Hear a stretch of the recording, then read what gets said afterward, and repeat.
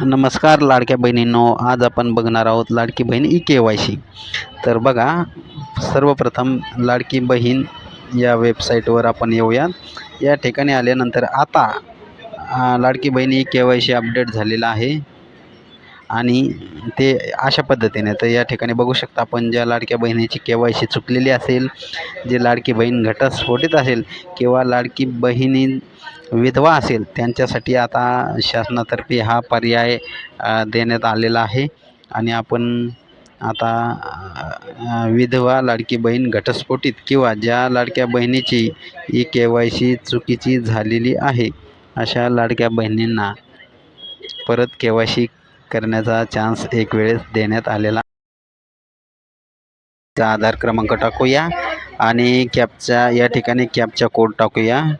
Captcha code टाकून घेतल्यानंतर सहमत या बटनावर क्लिक केल्यानंतर पुढे असा OTPसाठी मेसेज जाईल. संबंधित आधार क्रमांक ज्या मोबाईल नंबरला लिंक आहे त्यावर 6 अंकी OTP येईल. आता आपल्याला OTP आलेला आहे. आपण तो OTP या ठिकाणी टाकून घेऊया.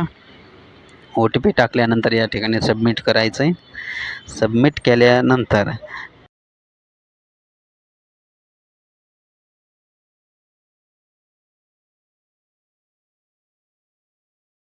दोन पर्याय उपलब्ध आहे, विवाहित आणि अविवाहित. आता आपल्याला विवाहित लाडक्या बहिणीची जी चुकीची झाली होती ती दुरुस्त करायची आहे.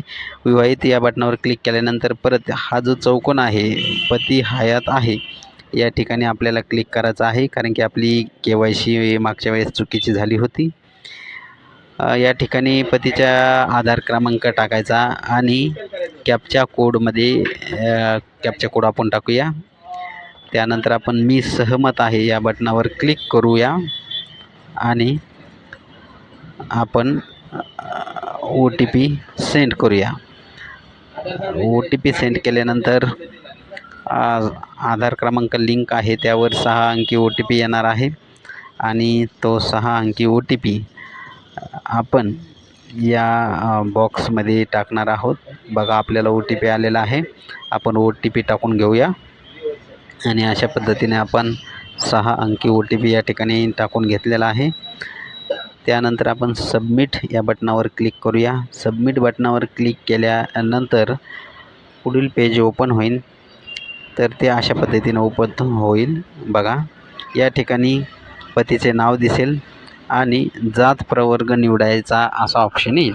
तर त्यावरती आपण निवडा या पर्यायावर क्लिक करूया. या ठिकाणी बघू शकता आपण, अनुसूचित जाती, अनुसूचित जमाती, इतर मागास वर्ग, विमुक्त जाती अ, भटक्या जाती ब, भटक्या जाती क, भटक्या जाती ड, विशेष मागास, सर्वसामान्य, अशा पद्धतीने ऑप्शन आहेत. या ठिकाणी आपली जी जात प्रवर्ग आहे तो आपण क्लिक करूया आणि या ठिकाणी प्रश्न आलेला आहे. आपण तो बघू शकता, काळजीपूर्वक वाचायचा. सरकारी नोकरीला आहे का, कुटुंबातील कोणी, किंवा महामंडळ, उपक्रम, भारत सरकार, राज्य सरकारच्या स्थानिक संस्थेमध्ये आहे का कार्यरत, तर नाही. तर या ठिकाणी आपण डायरेक्ट नाही करायचं.